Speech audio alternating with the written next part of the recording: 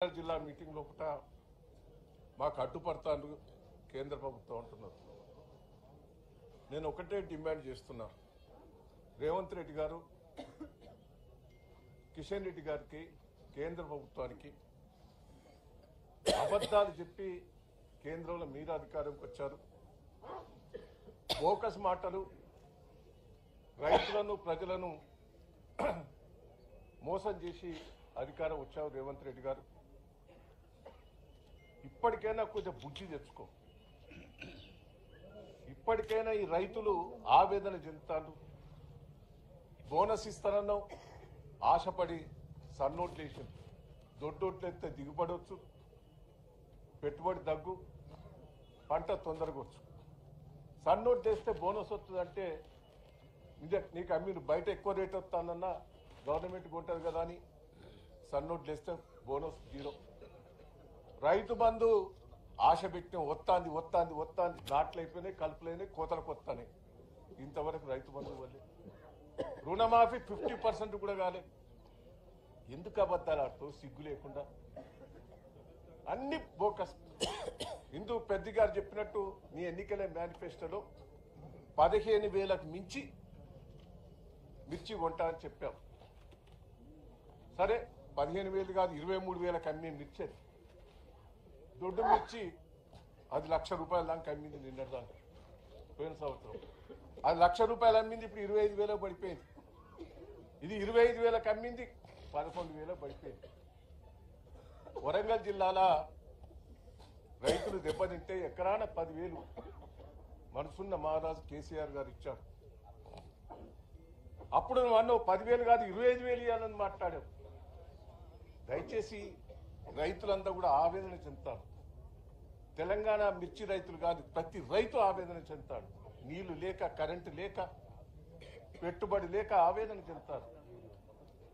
Urea ఘోరమైన పరిస్థితి. 10 ఏళ్లలో యూరియా ఎప్పుడైనా ఈ పరిస్థితి ఉందా? మళ్ళా కాంగ్రెస్ ప్రభుత్వంలో చెప్పులు ఎట్లా పెట్టుకున్నారో మళ్ళీ ఇప్పుడు చెప్పులు పెట్టుకుంటారు యూరియా బస్తాల కోసం. సిగ్గు తెచ్చుకో.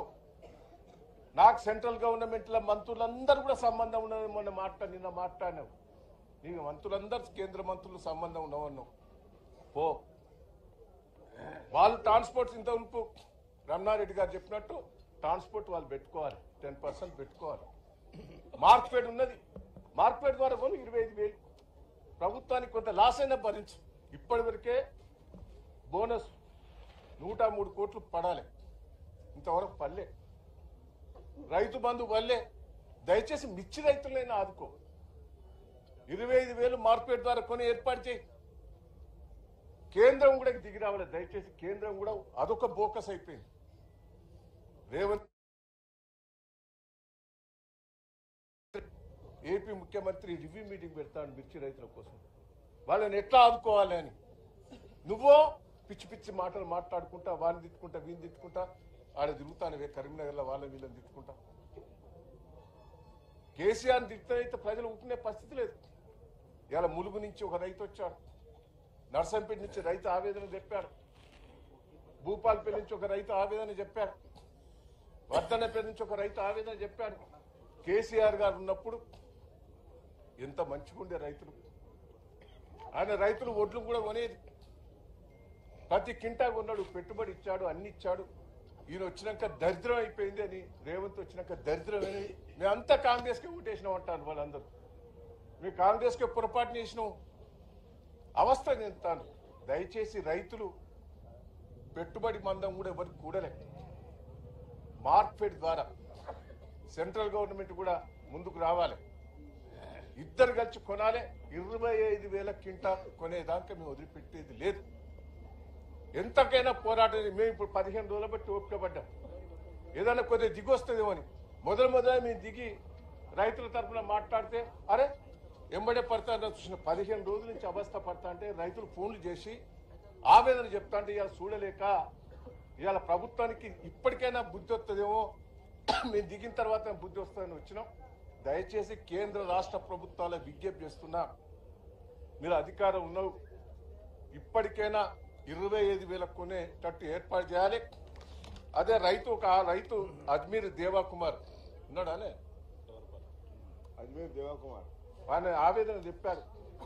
నువ్వేనా చెప్పు, ఏంది నీ పరిస్థితి? మా డాడీ ఒక 7 సంవత్సరాల కింద చనిపోయింది. రైతు రుణమాఫీ కాదు. ఆ డబ్బులు మాకు కట్టమని మా ఇద్దరు అన్నదమ్ముల అకౌంట్ హోల్డ్లో పెట్టింది సార్ మా బ్యాంక్ మేనేజర్. ఎందుకే మా నాన్న చనిపోయింది కదా, రుణమాఫీ కావాలి కదా అంటే కట్టుడే, నువ్వు కట్టని వదిలిపెట్టాం అది అంటారు. ఎంత? ₹1,00,000 సార్. అంటే రుణమాఫీ కాలేదు సార్. మమ్మల్ని కట్టమని ఇద్దరు అకౌంట్ హోల్డ్లో పెట్టేసి సార్. ములుగు జిల్లా వెంకటాపురం మండలం. ఎస్టీయా? మీ మంత్రి గారు చెప్పుకోలేదా? మా మంత్రి గారు కలవలేదా, చెప్పలేదా? దొరుకుతలేదు. మిర్చి తెచ్చినావా ఇప్పుడు? ఎట్లా పడ్డది? 12,000 పోయినసారి తెచ్చినావా? అప్పుడు ఎంత పడ్డది? 23,000 23,000 పడ్డది. ఎందుకు కొంత తగ్గింది? మొన్న ఎట్టేసిన ఓటు అటు వేసినావా?